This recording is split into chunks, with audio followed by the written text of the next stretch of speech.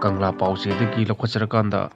Malem Thongam makha tana KANGLA Gate mamangda chara henbagi khongjang changsilakpadagi pulisna lokhatkre mapung oiba warol Manipur da tangdu leitaba phimam ama leitriba asi lehanaba center amati state government na lopam thokpa thodang lobi yu haina dabi tawduna lamyan ba irabat memorial integrated trust limit ki president oiriba Malem Thongamna Delhi da satuna khongjang changsiloraba matung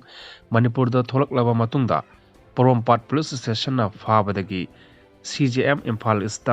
bail pikraba matung ngasidagi amuk Kanglagi Western Gate mamangda makha tana chara henduna khongjang changsinba hokre mahapu sawatpa mioi kayaga loinana khongjang changsilakhiba aduda police team ama laktuna mafam asi security zone ni mafam asida mi mari manga fana tinba yade haiba police ki maikaidagi khanghalakpadagi mahak masa mathanta mafam aduda chara henduna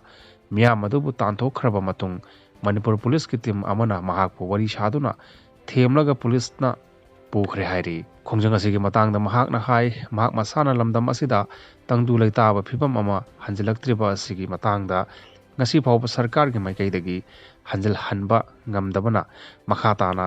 hunger strike ki khongjang asi changsinbani lamdam asida nongmai makhol taba hojik phawba leptri ngarang su nongmai kapsilakpagi thodok leikhre